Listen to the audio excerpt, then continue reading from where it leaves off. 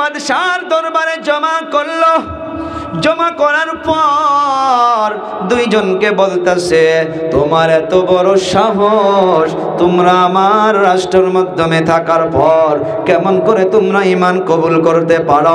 এখনো সময় আছে, ঈমানটাকে ছেড়ে দাও। বড় ভাই বলতেছে, জান লাগে জান দিব, মাল লাগে মাল দিব, তথাপি এই ঈমানকে ছাড়তে পারবো না। বলে, এর ভিতরে কি মজা আছে যে তোমরা ছাড়বা না? তখন বলল, ও বাদশাহ, এর ভিতরে কি মজা আছে এইটা মুখে দিয়া বললে বোঝানো যাবে না।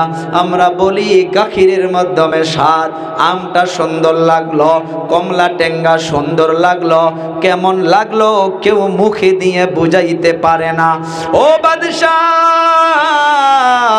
এইটা কেমন স্বাদ, একবার ঈমানটা কবুল করে দেখো। আল্লাহু আকবার। বাদশার মাথা গরম হইয়া গেল যে আমার রাষ্ট্রের মাধ্যমে থেকে ঈমান কবুল করেছো, আবার আমাকে ঈমানের দাওয়াত দিচ্ছ।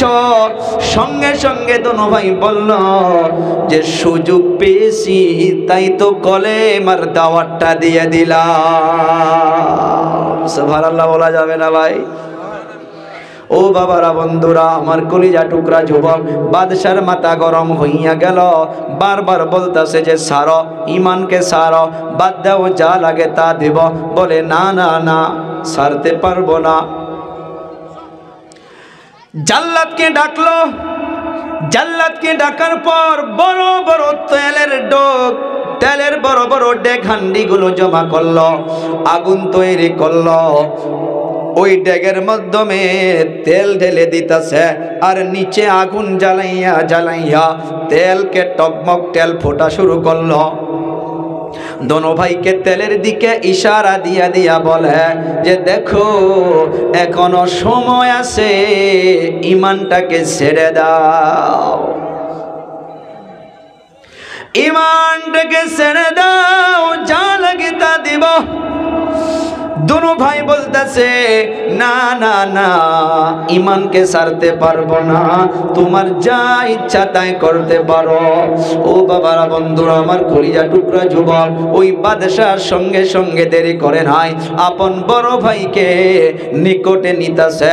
জাল্লাদকে বলতেছে যে একে ধরো আর ওই টকমক ফুটন্ত তেলের উপরে নিক্ষেপ করে দাও। আপন বড় ভাইকে জাল্লাদ ধরে একদম ডাইরেক্ট তেলের মাধ্যমে নিক্ষেপ করে দিল। 4 থেকে 5 মিনিটের মাধ্যমে ওই গরম তেলের উপরে আপন বড় ভাই একদম জ্বলিয়ে পুড়ে শুধু হাড্ডিগুলো থেকে গেল। অপরাধ ছিল একটাই, যে অপরাধ হইতেছে লা ইলাহা ইল্লাল্লাহ। ও ভাইরা, বন্ধুরা, বড় ভাইকে জ্বলিয়ে পুরে সারখার করে দিলাম। ছোট ভাই ওই ডেগের নিকটে দাঁড়াইয়া দাঁড়াইয়া চোখের পানি ছেড়ে দিয়ে কান্না করে। বাদশাহ ডাকতাছে, রে ছোট, তুই এদিকে আয়, তুই টেনশন করিস না, এখনো সময় আছে, তুই যা লাগে তা দিয়া দিব। দেখ, তোর বড় ভাইয়ের মতো আমি অবস্থা করব, তথাপি তুই কান্না করিস না, তুই কান্না করিস না, তুই কলেমাটা ছেড়ে দে। এ যুবক, অন্তরটা ফেটে যাবে। ওই ছোট ভাই ওই বাদশাকে কি জবাব দিল শোনো, ঈমানি পাওয়ারটা নিয়া। ওই ছোট ভাই বলতেছে, রে জালিম, আমি আমার জীবনের জন্য কান্না করতেছি না। নাম্বার 1 হইতেছে, দুনিয়ার মাধ্যমে শুনে গিয়েছি, দেখেছি যে বড় ভাইগুলো ছোট ভাইকে ছেড়ে কোনোদিন খানা খায় না। বড় ভাইগুলো ছোট ভাইয়ের জন্য সবকিছুই করে। বড় ভাই ছোট ভাইদেরকে অনেক নিকি আদর মোহাব্বত করে, অনেক স্নেহ করে। আজকের তারিখে এই সময় আমি উল্টা দেখলাম, আমার বড় ভাই তো স্বার্থপর। বাদশাহ বুঝতে পারে নাই কি বলতে চায় যুবক। ছোট ভাই বলতেছে, রে বাদশাহ, আমি এই জন্য কান্না করতেছি, আমি আমার চক্ষু দিয়া তাকাইয়া তাকাইয়া দেখলাম আমার বড় ভাই আজকে উল্টা হইয়া গেল। দুনিয়ার মাধ্যমে বড় ভাই ছোট ভাইকে ছাড়া কোনো ভালো ভোজন খায় না, বড় ভাই ছোট ভাইকে পরিধান না করাইয়া নিজে পরিধান করে না। এই সময় আমি উল্টা দেখলাম আমার আপন বড় ভাইটা স্বার্থপরের মতো ছোট ভাইকে দুনিয়ার মাধ্যমে ছেড়ে আমার আগে বড় ভাই জান্নাতে চলে গেল। আল্লাহু আকবার। এ আমার কলিজা টুকরা যুবক, ছোট ভাই বলতেছে, 2 নাম্বার জবাব শোনো। 2 নম্বরে আমি এই জন্য কান্না করতেছি, একটা মানুষের ভিতরে একটা জীবন, আর যদি আমার ভিতরে হাজার হাজার জীবন থাকতো, আমি ইমানের জন্য সমস্ত জীবনকে এই তেলের মাধ্যমে দিয়া এখানে দুনিয়ার নজরে তো আমি গরম তেলের মাধ্যমে জ্বলে পুড়ে যাব, কিন্তু এখানে পাউটা দেওয়ার সাথে আমি ডাইরেক্ট জান্নাতে চলে যাব। বাদশার মাথা গরম, জাল্লাদকে বলল যে একেও তেলের মাধ্যমে নিক্ষেপ করে দাও, কিন্তু বাদশার আশপাশ কিছু মানুষ থাকে না পরামর্শ দেওয়া। একজন এসে বাদশাকে বলে, ও হুজুর, একেও যদি জ্বালাইয়া দেন, পুরাইয়া দেন, একেও যদি মেরে ফেলেন, তো মানুষ মনে করব আপনার কথা একজনও শুনল না। একটা কাজ করা যাক, একে আমাকে দিয়া দেন, 1 সপ্তাহ সময় দেন। কত? এখন মা বোনগুলো এখানে একটা পয়েন্ট ভালো করে শুনবেন। ওই বাদশার নিকটে যিনি থাকে, উনি 1 সপ্তাহ সময় চাইল। আমাকে 1টা সপ্তাহ দেন, একে আমি নিয়ে যাব। কেমন করে তার ইমানটা ধ্বংস করা যায় এই ব্যবস্থা আমি ভালো করে জানি। ধ্যান দেবেন, একদম অন্তর থেকে শোনেন, মা বোনগুলো শুনবেন। 1টা সপ্তাহ বাদশার যারা আশপাশ থাকে ওই বাদশাকে পরামর্শ দেনেওয়ালা এই ছোট ভাইকে 1 সপ্তাহের জন্য বাড়িতে নিয়ে গেল। নিয়ে যাওয়ার পর সুন্দর করে একটা রুমে বসতে দিয়েছে, আর ওই রুমের মাধ্যমে এর আপন সুন্দরী যুবতী মেয়েকে মা বোনগুলো ধ্যান দিবেন, যুবতী মেয়েকে এই যুবকের পিছনে লাগাইয়া দিছে। ইমানদারের ইমান নষ্ট করার জন্য একটা যুবতী মেয়ে কাফি। কথা কয় না। বনি ইসরাইলের প্রথম ফিতনাই ছিল আওরাত। বনি ইসরাইলের প্রথম ফাসাদটা ছিল মেয়েলোক।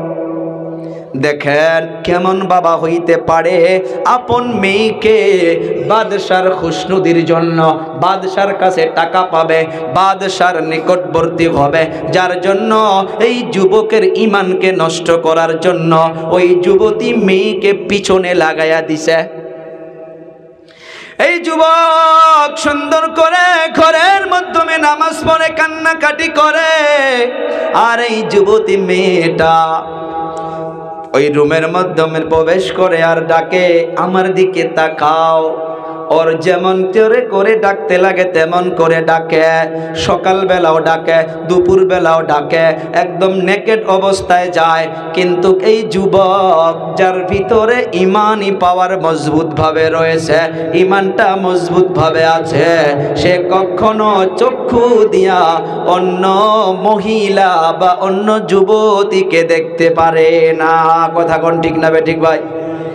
এই যে আয়াতগুলো পড়লাম নিশ্চয় বুঝেছেন, যদি ইমানি পাওয়ারটা ঠিক না থাকে একটা যুবতী বোন সুন্দরভাবে রাস্তা দিয়ে যাইতে পারে না। 5-6 জন যুবক যদি বসে থাকে এমনি গলা ঘাসার দিবে, কাশ বাড়াবে না, তাও এহে এহে করে, তার মানে ওই বোনটা ঘুরে দেখুক, আমিও দেখি। কথা কন। বারবার এই যুবকের সম্মুখে ওই যুবতী বারবার গিয়া ডাকে, বলে, ও ভাই আমার দিকে তাকা, এই যুবক আমার দিকে দেখ আমি কি অবস্থায় আছি। এই যুবক দিলটা আল্লাহর দিকে রুজু করে দিয়ে আল্লাহর কাছে কান্না করে, আল্লাহর কাছে কান্না করে, আল্লাহ ঈমান চলে যেন না যায়। আল্লাহ গো, এই ঈমানটাকে মজবুত বানানোর জন্য কত কষ্ট করেছি গো আল্লাহ। আমি তো নিয়ত করেছি জান লাগে জান দিব, মাল লাগে মাল দিব গো আল্লাহ। স্বার্থপরের মতো আমার বড় ভাই আমার আগে জান্নাতে চলে গেল, আল্লাহ আমাকে আবার কোন পরীক্ষা ফালাইয়া দিলা গো আল্লাহ, আমি যেন পরীক্ষা থেকে পাশ হইতে পারি গো আল্লাহ। এই যুবক দোয়া করে আর এই যুবতী আপন বাবার হক আদায় করার জন্য বারবার এই যুবতী ওই যুবকের নিকটে যায়। একটা সপ্তাহ পার হইয়া গেল, কোনো কাজ হইল না, যুবককে ফেরাইতে পারল না, যুবতীর দিকে একবারের দিকেও তাকাইল না। বাদশাহ সালাইবা জালিম বাদশাহ ওই ওকে ডাকছে, খবর কি? এক সপ্তাহ পার হইয়া গেল, বলে হুজুর আমাকে আরো কিছুদিন সময় দেন।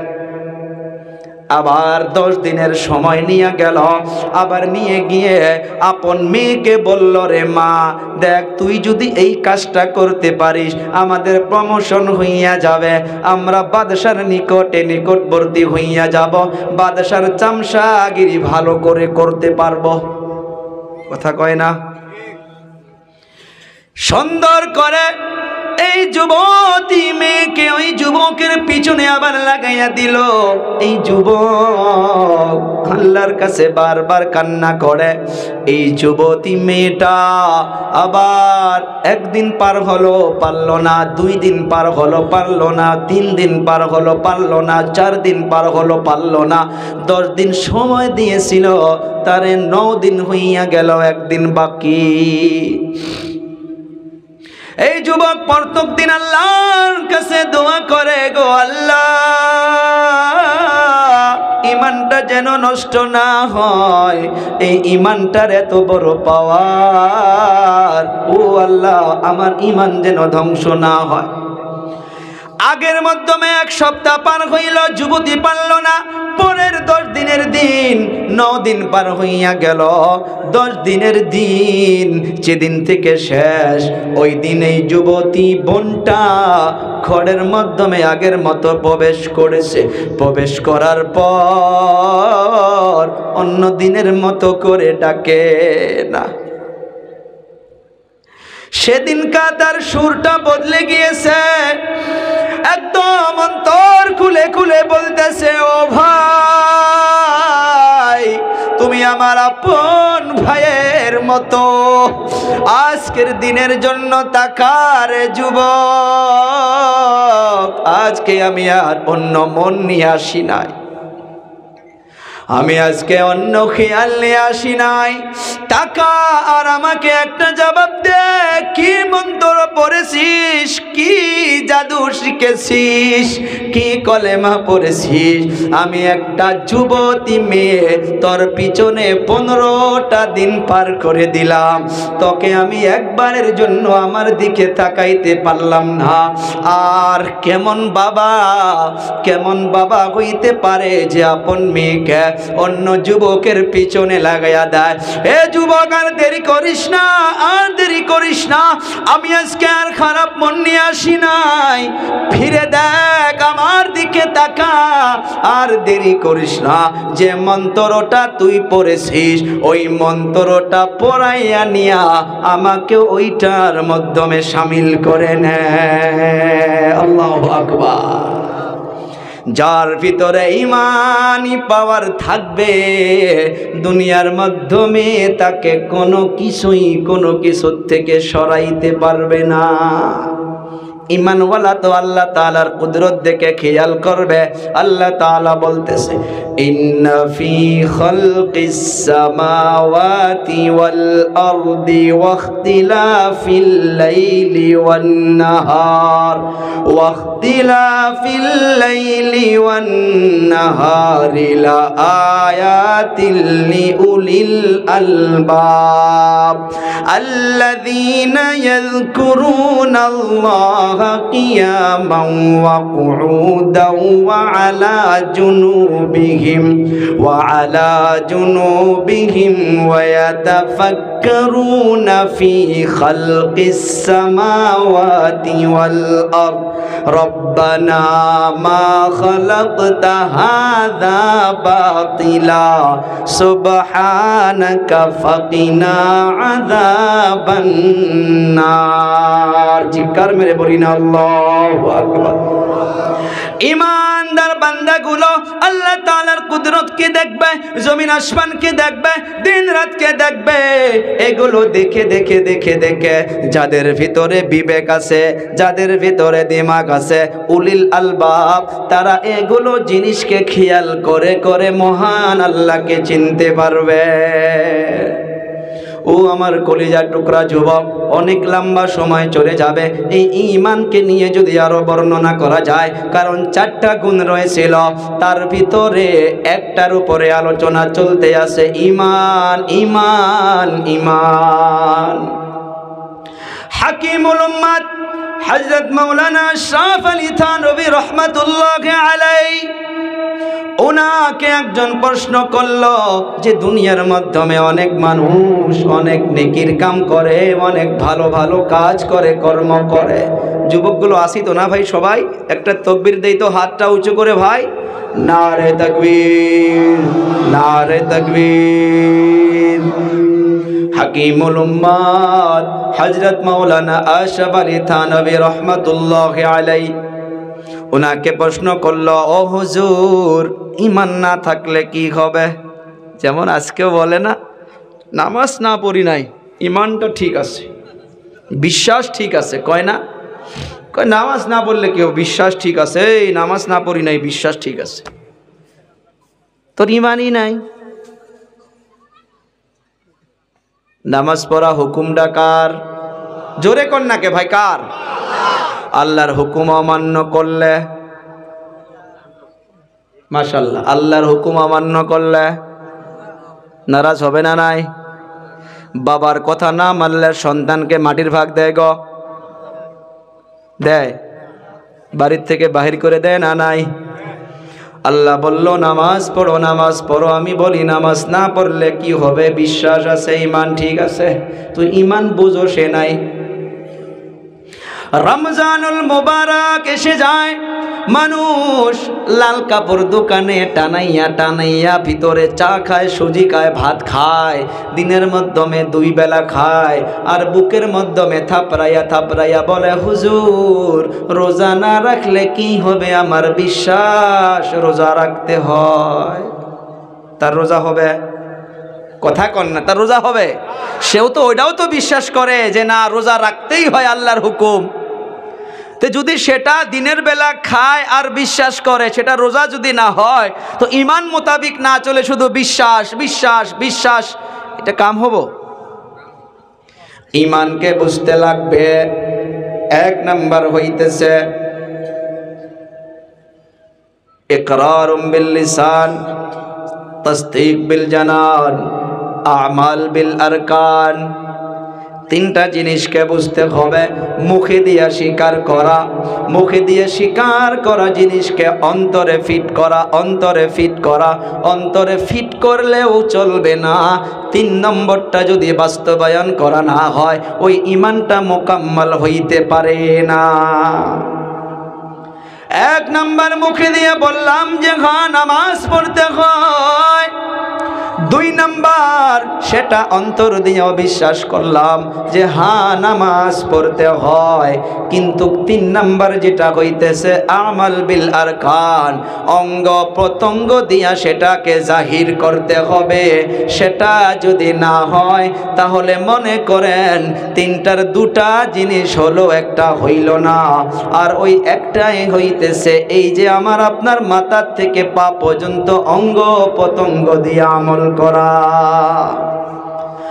দুনিয়ার মাধ্যমে এতটুকু বুঝি, যে এক লুকমা খানা খাইতে গেলে খেতি করতে হয়, তারপর ধানকে কাটতে হয়, ধানকে শুকাইতে হয়, সিজাইতে হয়, তারপর মেশিনে নিয়ে যাইতে হয়, তারপর ভাত রান্না করতে হয়, ভাত রান্না করার পরে সম্মুখেও রাখতে হয়। সম্মুখে রেখে রেখে যদি হাতগুলো এমনভাবে দিয়া বলি যে আমার ক্ষুধা লাগছে, ক্ষুধা লাগছে, ভাত আনছে, ভাত আনছে, ভাত আনছে, পেট ভরবো।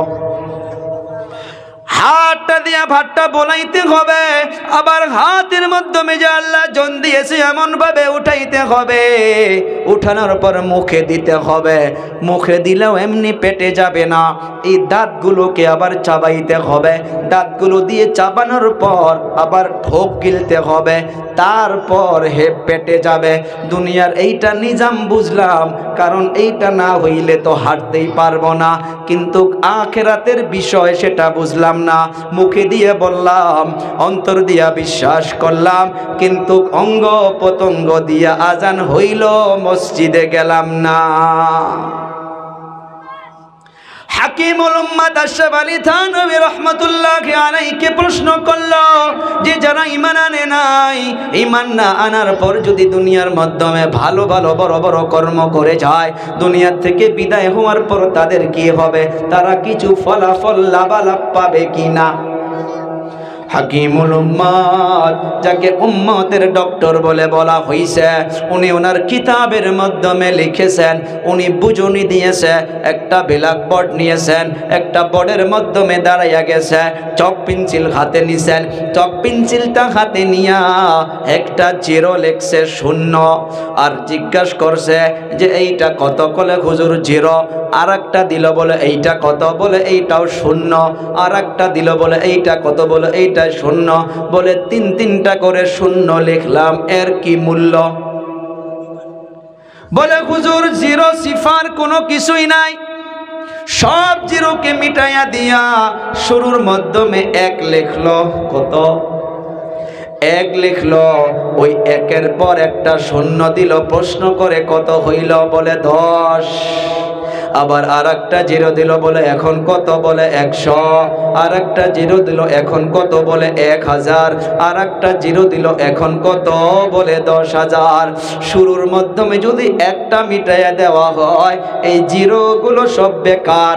তেমন ভাবে মানুষকে বুঝুনি দিয়েছে, দুনিয়ার মাধ্যমে যত কিছু ভালো কাজ করো না কেন, এই একের মতো যদি শুরুতে ঈমানটা না থাকে, এই দুনিয়ার জমিনে সব কিছু বেকার। যে যাও সময় অনেক হইয়া গিয়েছে, আমানুটা ছেড়ে দিলাম, আরো 3টা গুণ রয়েছে রে বাবারা, বন্ধুরা। এই আমানুর মাধ্যমে আমি আপনি অনেকগুলো কথা শুনলাম। রিজিক দেনেওয়ালা আল্লাহ, রিজিকের মাধ্যমে কাউকে শিরিক করা যাবে না, একটাই বলতে হবে, খিলানেওয়ালা আল্লাহ, মৌত দেনেওয়ালা আল্লাহ, আমার আপনার গুনাহকে লুকিয়ে রাখনেওয়ালা আল্লাহ। দুনিয়ার কোনো ক্ষমতা নাই যে আমাকে আপনাকে মৌত দিবে। মৌতের মালিক আল্লাহ, হায়াতের মালিক আল্লাহ, সব কিছুই আল্লাহ। সেই জন্য তো বলা হয় যে লা ইলাহা ইল্লাল্লাহ, লা ইলাহা, কোনো ইলা নাই, কোনো মাবুদ নাই, ইল্লাল্লাহ, একজনই আছে, তিনি হইতেছেন আল্লাহ। আমাদের হুজুর মুফাসসির কোরআন হযরতুল আল্লাম হযরত মাওলানা আব্দুর রহিম সাহেব ফালাহি রহমতুল্লাহি আলাইহি, হুজুর অনেক আদর করতো, অনেক মোহাব্বত করতো। উনি আমাদেরকে বুঝাইছেন যে ইমানদার যখন লা ইলাহা ইল্লাল্লাহ পড়ে, লা ইলাহা ইল্লাল্লাহ যখন পড়ে, যেমন করে পুরানা ঘর আগের থেকে কালার করা আছে, কিন্তু ঘরটা কালার করা অনেক বছর হয়েছে, ঘরটা এখন আবার নতুন করে কালার করবে। দেখবেন নতুন করে কালার করার আগে মিস্ত্রি কি করে, প্লেট, কারবা মোবাইল বাজতেছে, দেখবেন ওই কালার মিস্ত্রিগুলো এই যে টিনের প্লেট দিয়া দিয়া, পাতি দিয়া দিয়া আগের রঙগুলোকে কি করে, ঘষে ঘষে ঘষে ঘষে কি করে, ফালাইয়া দেয়, দেয় না? কথা কোন ভাই? ফালাইয়া দেয়। এটা আমার উস্তাদ আমাদেরকে বুঝাইছে। উনি আজ অন্ধকার কবরে ঘুমায়া আছে। এই করোনার টাইমে আল্লাহ তাআলা দুনিয়ার থেকে নিয়ে গিয়েছে। অনেক সুন্দর ওস্তাদ ছিলেন, অনেক আদর করছে আমাকে, অনেক মোহাব্বত করছে। আল্লাহ তাআলা যেন ওনাকে জান্নাতুল ফিরদাউস নসিব করে, জোরে বলি আমিন। আল্লাহ তাআলা আমার সমস্ত শিক্ষা গুরুদেরকে যেন জান্নাতুল ফিরদাউস নসিব করে, বলি আমিন। আর যিনারা বেঁচে আছে আল্লাহ সবাইকে যেন হায়াতে তৈয়বা দান করে, বলি আমিন। শিক্ষকের কথা মনে পড়ে গেল, যার জন্য অলপ দোয়া দিয়ে দিলাম। আমাদের খাদিম কুরআন ওয়াল মাসাজিদ, উনি আমাদেরকে বলছে যে मैं कहीं भी जाता हूँ, अगर मुझे पता है कि यहाँ पर कब्रिस्तान में हमारे एक उस्ताद सोए हुए हैं, तो मैं वहाँ पर गाड़ी खड़ा करता और कम से कम 2-4 मिनट के लिए मैं ज़ियारत करके गुजर जाता। এটা হক উস্তাদদের ছাত্রদের থেকে। আজ তো শিক্ষক ছাত্র কি হয়েছে আল্লাহ মাবুতে জানে। সব কিছু কইলাম যে আমরা সব কিছু উল্টা হয়ে গেছি, সব কিছু উল্টা হয়েছে। তো আমি যেন কি বলতেছিলাম, জি হ্যাঁ মাশাআল্লাহ। তো লা ইলাহা ইল্লাল্লাহ মিস্ত্রিগুলো পাতি দিয়া দিয়া পুরানা রঙকে ঘষে ঘষে ছাপা করে তুলে দেয়। যখন তুলে দেয় দেখবেন তাদেরও নাক শাক চুল টুল বগা হয়ে যায়। কিন্তু যখন এটা উঠে যায়, উঠে যাওয়ার পর যখন আবার নতুন কালার করে যখন আবার করে, তখন কিরকম চমকে গো, কথা কয় না, চমকে না নাই, ভালো লাগে না নাই। তো উনি আমাদেরকে বুঝাইছে লা ইলাহা, এইটা যেমন করে পুরানা জিনিসকে কালার করে করে ঘষে ঘষে ফালাইয়া দেওয়া হলো, ময়লাগুলোকে ফালাইয়া দেওয়া হলো, সাফাই করা হলো, ইল্লাল্লাহ করে আল্লাহ ছাড়া কেউ নাই, নতুন রঙের মতো করিয়া অন্তরটাকে চমকাইয়া দেওয়া হলো। সেই জন্য ইমানদারদেরকে জিকিরও করতে হয়। কোরআনে কারীমের মাধ্যমে আল্লাহ বলছে শোনো শোনো শোনো, আলা শোনো, আলা শব্দর মানা শোনো, আলা বিযিক্রিল্লাহি তাতমাইন্নুল কুলুব। যে মানুষের অন্তর ঠান্ডা হয়, ইতমিনান পায় একমাত্র আল্লাহর জিকিরের জরিয়ায়। ও ভাইরা বন্ধুরা, তো এই ঈমান মোতাবেক আমি আপনি চলবো। যা কিছু আমার আপনার ভিতরে কমি আছে সেগুলো আমরা ছেড়ে দেব। কিন্তু কথা হইতেছে যে 4 শ্রেণীর মানুষ ধ্বংসর পথে নয়, তার ভিতরে 1 নাম্বার হইতেছে ঈমানদার, 2 নাম্বার হইতেছে ওয়া আমিলুস সলিহাত।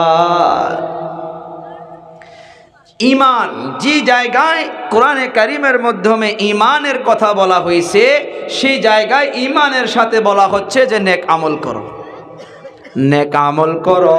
নেক আমলের মাধ্যমে আমি আপনি দুনিয়ার জমিনে সবাই বুঝি যে এইটা গুনার কাজ, এইটা নেকির কাজ, নামাজ পড়া সওয়াবের কাজ, রোজা রাখা সওয়াবের কাজ, গীবত না করা সওয়াবের কাজ, গীবত করা গুনার কাজ। আল্লাহ তাআলা এই আয়াতের ভিতরে ইঙ্গিত দিয়া দিয়া বলতেছে, রে ঈমানদার, তুমি ঈমান এনে বসে থাকলে চলবে না। ঈমানদারের ঘরে তো জন্ম হয়েছো, ঠিক তোমার ভিতর ঈমান আছে। এই ঈমানি পাওয়ারকে বাড়াইতে গেলে তোমাকে নেক আমল করতে হবে। ওয়া আমিলুস সলিহাত, করব তো ইনশাআল্লাহ নেক আমল, নাকি ইনশাআল্লাহ। 3 নাম্বারটা রয়েছে, এটার উপর ধ্যান দিব। 3 নাম্বার কথাটা হইতেছে যেটা আজকের তারিখে আমার আপনার নিকট থেকে চলে গিয়েছে। নিজে ঈমান আনলাম, নিজেই নেক আমল করলাম, নিজেই নামাজ পড়লাম, নিজেই রোজা রাখলাম, চলবে না, চলবে না। আল্লাহ তাআলা বলতেছে 4 শ্রেণীর মানুষ যে জাহান্নামের পথে নয়, তার ভিতরে 1 নাম্বার ঈমানদার, 2 নাম্বার নেক আমল করনেওয়ালা, 3 নাম্বার হইতেছে ওয়া তাওয়াসাউ বিল হক। আজকের তারিখে জমিনের মাধ্যমে, এলাকার মাধ্যমে লক্ষ্য করে দেখো, নাই নাই হকের দাওয়াত দেনেওয়ালা নাই, কাউকে হকের কথা বলনেওয়ালা নাই। মসজিদগুলোর মাধ্যমে লক্ষ্য করে দেখো, ইমাম সাহেবের জবানে একদম পাট্টি মেরে দেওয়া হয়েছে। ইমাম সাহেব মসজিদের মাধ্যমে হক কথা বলতে পারে না, হক কথা বলতে পারে না। যদি ইমাম সাহেব মসজিদের মাধ্যমে মেম্বারে বসে বসে বসে বসে বলে যে ঘুষ খাওয়া বাদ দাও, সুদ খাওয়া বাদ দাও, আপনার আপনার বাড়ির মাধ্যমে বিয়াতে কেন ডিজে বাজে? বিয়ার মাধ্যমে ডিজে বাজলে আমি বিয়া পড়াইতে যাব না। আপনার বাড়িতে ডিজে বাজলে আমি আপনার বাড়িতে মুর্দা মরলে যাব না। এমনভাবে যদি হকের কথা বলতে যায়, ওই ইমাম সাহাবকে বেশি বেশি 15 থেকে 20 দিন তারপর মসজিদ থেকে ওকে আউট করে দেওয়া হয়। কথা কন ভাই। ওয়াতাওয়াসাউ বিল হক, কাউকে টার্গেট করে নয়। আমি কোরআনের আয়াত দিয়া বলতাছি, আগে বলছি কেউ দুঃখ পাইলে ক্ষমা করবেন, আর বেশি দুঃখ পাইলে আর ডাকবেন না, তাছাড়া কি করবেন? আল্লাহ তাআলা বলল ওয়াতাওয়াসাউ বিল হক, সমাজের মাধ্যমে একটা বন্ধন করে নেন।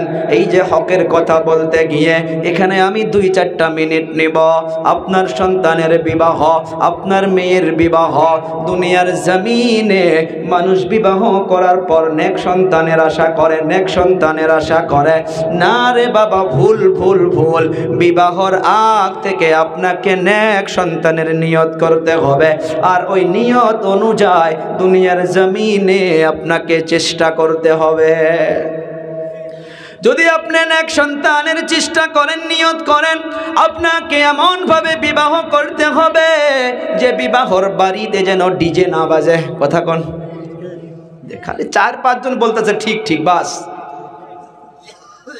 ভাই সব এলাকায় হয় কথাগুলো। এই জন্য বলতাছি, কারণ বললে আপনারাই বুঝতে পারবেন। আগে বলি, দয়ার নবী বিশ্ব নবী সাল্লাল্লাহু আলাইহি সাল্লাতু ওয়া সাল্লাম বলে গিয়েছে যে 4টা গুণ দেখে তোমরা বিবাহ করো যদি নেক সন্তানের নিয়ত করো। আজকে 100 ফ্যামিলির মাধ্যমে 99% মা বাবা সন্তানের জন্য টেনশনে, সন্তানের জন্য ঘুমাইতে পারে না, সন্তানের জন্য খানা খাইতে পারে না, সন্তানের জন্য ডায়াবেটিস বেড়ে গিয়েছে, সন্তানের জন্য মাথার বিশ্বাস হয় না, সন্তানের জন্য মা শুকে গিয়েছে, সন্তানের জন্য বাবার খাদ্য কমে গিয়েছে। কথা কন। বিবাহ করতে গেলে 4টা গুণ দেখে বিবাহ করো। 1 নাম্বার, মানুষ দেখে যে ওই মেয়েটা কত মালদার ঘরের, বা আর একটা দেখে মেয়েটা কত খুবসুরত, কত সুন্দর, আর একটা দেখে মেয়েটার খানদান। 3টা গেল। মেয়েটার খানদানকে দেখো, তার ভিতরে মেয়েটা কত মালদার সেটা দেখে, মেয়েটা কত সুন্দরী সেটা দেখে। আল্লাহ নবী বলল 4 নম্বর আরেকটা রয়েছে, যেটা দেখো মেয়েটা কত দিনদারি। কথা কয় না? আল্লাহ নবী বলল যে 4টা গুণের ভিতরে যদি মালদারি কম হয় কোনো সমস্যা নাই, খুবসুরতি যদি অল্প কম হয় কোনো সমস্যা নাই, খানদানও যদি অল্প কমা বেশি হয় কোনো সমস্যা নাই। ও আমার উম্মত, ও যুবক ভাইয়েরা, আমার কলিজা টুকরা যুবক, আমার পর্দানিশী বোন ভাগ্নিগণ, নবী আমার বলে গেল 4 নম্বরটা তোমরা প্রাধান্য দাও। যে মেয়ের ভিতরে তোমরা দিনদারি পাবা, ওই দিনদারিকে প্রাধান্য দিয়ে তোমরা বিবাহ করো। কথা কয় না? বিবাহর দিন থেকে আমাকে আপনাকে নেক সন্তানের নিয়তে চলতে হবে, বিয়েটা সুন্নত অনুযায়ী হইতে হবে। এ বাবা, আমাকে সভাপতি সাহেব বলেছে অল্প টাচ দিয়ে যাবেন, সেই জন্য আমি 10টা মিনিট ওয়াতাওয়াসাউ বিল হকের সাথে জড়িত করিয়া, কারণ এইটাও তো হকের দাওয়াত। ঠিক না হুজুর? বিবাহের দিন এখানে একটা কথা স্মরণ করেন, আদম নবীকে যখন আল্লাহ তাআলা জান্নাতে বানাইলো, জান্নাতে বানানোর পর আদম নবী বসে আছে। আদম আলাইহিস সালাতু ওয়াস সালাম একা একা ভালো লাগে না, মাথা খুঁজায়া খুঁজায়া বসে থাকে। আল্লাহ তাআলা তো জানে যে আদমকে কি লাগে। কথা কয় না? আসলে যুবকগুলো সামনে থাকা লাগে গো, এ দাদাগুলো আর কথা কব। আদম আলাইহিস সালাতু ওয়াস সালামকে কি লাগে আল্লাহ তাআলা জানে। আল্লাহ তাআলা আদম নবীর এই যে বাও দিকের বেকা হারার দ্বারা আম্মা জান হাওয়া আলাইহিস সালামকে বানাইলেন। সুবহানাল্লাহ, সুবহানাল্লাহ। তো বললাম ঠিকই আছে, মা গুলো শুনলে নাউজুবিল্লাহ পড়ব। দেখেন বেকা হাড্ডির দ্বারা হাওয়াকে বানাইলো। নবীও আমার বলে গিয়েছে, রে আমার উম্মত, বিশেষ করে স্বামীগুলো শোনো, স্ত্রীদের ভিতরে, মা বোনদের ভিতরে এই যে বেকা হাড্ডির দ্বারা যে বানানো হয়েছে, যার জন্য তার ভিতরে একটা নাতে একটা তেরি খাসলাত থাকবেই। মা বোনগুলো খারাপ পায়েন না। আল্লাহর নবী বলছে, দেখবেন মুফতি সাহেবকে জিজ্ঞাসা করে, আল্লাহর নবী বলে গিয়েছেন যে ওরকম অল্প তেরা থাকবেই, ওই তেরাটাকে একবারে সোজা করতে যাইও না, সোজা করতে গেলে ভেঙ্গে যাবে। আমি নবী হইয়া বলে গেলাম, ওই মা বোনদেরকে অল্প তেরায় নিয়া সেটাকে সোজা মনে করে তোমাকে নিয়ে চলতে হবে। মা বোনদেরকে দেখবেন ভাই, যারা বিবাহ করেছেন, যদি অল্প ভুল করে খালি একবার সরি কইেন, খালি একবার সরি কইেন, দেখবেন ওরা মেনে নেয়, খুশি হয়, ফুলে যায় যে না কাজ হচ্ছে, এখন আমার স্বামী সরি কইছে। বলা লাগে মাঝে মাঝে, সরি কইতে কিছু অসুবিধা আছে? কি হবে ভাই, ও তো দিনে 10 বার বলে। পরশু দিন মাইকে বলতেছি, লাইভে যাব, যাক পরশু দিন মানকাচর প্রোগ্রাম আসছিল, কালকের রাত্রের, আগের রাতেও এবং কালকের রাত্রেও। তো অল্প ডিস্টেন্স, 25 কিলোমিটার ডিস্টেন্স একটা প্রোগ্রাম। এই মানকাচর থেকে আমি প্রোগ্রাম করে আবার বাড়িতে আসবো, আসতে তো 7টা বাজবে, তো তারপরের দিন আবার যাইতে হবে। 7টা বাজায় এসে পালে তো আমাকে 10টা 11টা আবার বেড়াইতে হবে। এর জন্য আমি কাপড় চোপড় নিছি, ঠান্ডার কাপড়ও নিয়েছি, সব কিছু যা যা লাগে ব্যবহার সব নিয়েছি। তো বাড়িতে প্যাকিং করেছি, ব্যাগটা আমার বিছনার উপরে রাখা আছিল। তো বাড়িওয়ালিকে বলছি যে গাড়িতে সব উঠাইয়া দাও, সব কম্বলটা খালি উঠাইয়া দিছে। তো আমি তো কিছু দূর যাওয়ার পর গাড়িতে ঘুমাইছি, ভাইজানকে ফোন করছে, কই কাম হয়েছে কে? বলে ঠান্ডার কাপড় একটাও নেই নাই, কারণ গাড়িতে তো সব পরিধান করে যাই না, খালি তলেরটা গাড়িতে ঘুমাই। জ্যাকেট, সোয়েটার, টুপি, রুমাল সব বাড়িতে ছাড়া পড়লো। পরে আমি ঘুম থেকে উঠে মোবাইলটা অন করে দেখি সরি লেখছে। হ্যাঁ ভাই, আমার বাড়িওয়ালি আমার মোবাইলে আমাকে সরি বলে মেসেজ করেছে। আরও কিছু বলতে পারবেন বলেন? আরও রাগ করতে পারবেন? তো তারা যদি অল্প অল্প ভুলে যদি সরি বলতে পারে, তো আমরা এত বড় বাক্যে আমরা কি একবার স্ত্রীকে সরি বলে বলতে পারি না?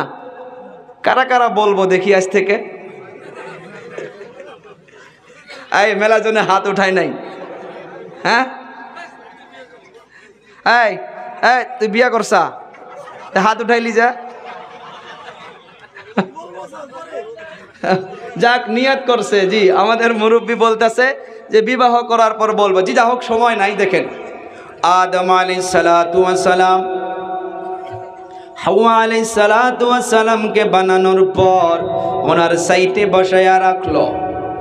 মনোযোগ দিবেন আমার যুবক ভাইয়েরা, বন্ধুরা। আদম নবী হাওয়া আলাইহিস সালাতু ওয়াস সালামের উপরে হাতটা বাড়াইতে গেল। হাত যখন একবারে দিলেন, আল্লাহ তাআলা বলল, স্টপ হইয়া যা রে আদম, দাঁড়াইয়া যা, তোর স্ত্রী এখনো হয় নাই, কেবল তো বানায়া রাখছি। তাকে স্পর্শ করতে গেলে, তার শরীরে হাত লাগাইতে গেলে তোকে বিবাহ করতে হবে। বিবাহ করার জন্য তোকে দেনমোহর দিতে হবে। হ্যাঁ, এখন এখানে দেখবেন আফসোস লাগে ভাই, আজ যে ফ্যামিলিতে যে শান্তি নাই, সন্তান যে আমাদের ভালো করে। নারে তাকবীর, নারে তাকবীর। আদম আলাইহিস সালাতু ওয়াস সালাম কি আল্লাহ তাআলা বলল, দেন মোহর দাও, দেন মোহর দাও। আদম নবী বলে, ও আল্লাহ, আমি কোথায় থেকে দেন মোহর দিব? আমার কাছে কোনো কিছুই নাই। আল্লাহ তাআলা বলতেছে, রে আদম, আমি দুনিয়ার জমিনে আখিরি পয়গম্বরকে পাঠাবো। ও আদম, আখিরি নবীর উপরে, মুহাম্মদুর রাসূলুল্লাহর উপরে তুমি কয়েকবার দরুদ শরীফ পড়ে দাও, এইটাই তোমার জন্য হইয়া যাবে দেনমোহর। দেনমোহর নিছে না নাই? দেনমোহর আদায় করার জন্য আল্লাহ তাআলা বলল, নবীগুলো বলে গেল, ও ভাই কোনো একটা জায়গার মাধ্যমে পাবেন না যে স্ত্রীর কাছে বউয়ের কাছে যৌতুক নাও। বিবাহর দিন থেকে উল্টা 1.5 লক্ষ টাকা দেন মোহর ধার্য করিয়া 50,000 টাকা আদায় দিয়া 1 লক্ষ টাকা বাকি রাখিয়া তোমাকে শাদি করতে আসিয়াছে, তুমি রাজি আছো কি না? সে মেয়ে তো বলবেই যে রাজি আছি, সে তো বলবেই রাজি আছি। কে 1 লক্ষ টাকাটা বাকি রাখো, 1.5 লক্ষ টাকা কে দেন মোহর পাতো, কম পাতো, ক্লিয়ার দাও। বলা হচ্ছে শুনুন, হাসির খোরাক নয়। কেউ যদি দেনমোহরকে বাকি রাখিয়া বিবাহ করে আর দেনমোহর আদায় করার আগে যদি স্বামীর ইন্তেকাল হয়ে যায়, কিতাবের পৃষ্ঠায় পাওয়া গেছে দরকার পড়লে স্বামীর গাড়ি বাড়ি জমিন বিক্রি করে স্ত্রীকে দেনমোহর আদায় দিয়ে তারপর তাকে দাফন করাও। তো সহজ না ভাই? দেনমোহর আদায় করো, আদায় করো, আদায় করো। এ বাবারা বন্ধুরা উল্টা হইছে, 1.5 লক্ষ টাকা দেনমোহর করিয়া 50,000 আদায় দিয়া বাকি টাকা বাকি রাখিয়া এটা নয় যে বিবাহ হবে না, বিবাহ হবে, কিন্তু বিবাহর যেটা সুন্নত অনুযায়ী, যেটা বিবাহর বারাকাত, সেটা ওই দিন থেকে কমে যাচ্ছে, সেদিন থেকে কমে যাইতেছে। আবার বিবাহর দিন দেখা যায় ওই যুবক 1,40,000 টাকা দামি একটা স্ত্রীর পক্ষ থেকে বাইক নিয়ে আসতেছে, আবার 35,000 টাকা দামি একটা বক্স পালং আনতেছে, আবার 40,000 টাকা দামি ডাউনলোড আনতেছে। সব অল টোটালকে যদি মিলানো হয়, স্ত্রীর পক্ষ থেকে কমসে কম 2 লক্ষ টাকা নিয়ে আসতেছে। এগুলো যৌতুক চলার জন্য সমাজের মাধ্যমে গুনাহ বেড়ে গিয়েছে। খেয়াল করেন, যারা গরিব, একটা করে ধনী মানুষের বিবাহর বিয়ার গেটের মাধ্যমে যত টাকা খরচ যায়, ওই বিবাহর গেটের টাকাটা দিয়া কমসে কম 3টা করে গরিবের মেয়ের বিবাহ হইয়া যায়। গরিব মানুষ যৌতুক দিতে পারে না, বক্স পালেঙ্গ দিতে পারে না, ডাউনলোডও দিতে পারে না। এমনভাবে অনেক গ্রামগুলোর মাধ্যমে আমাদের যুবতী বোন ভাগ্নিগুলো বিবাহ না হইয়া বসে বসে আছে। সেই জন্য নিকাকে সহজ করা লাগবে, বিবাহকে সহজ করা লাগবে।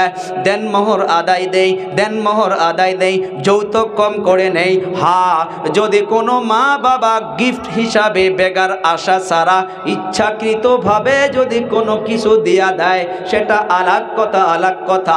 বিবাহর বৈঠকে এইটা আলোচনা হইতে হয় যে আমাদের কোনো ডিমান্ড নাই।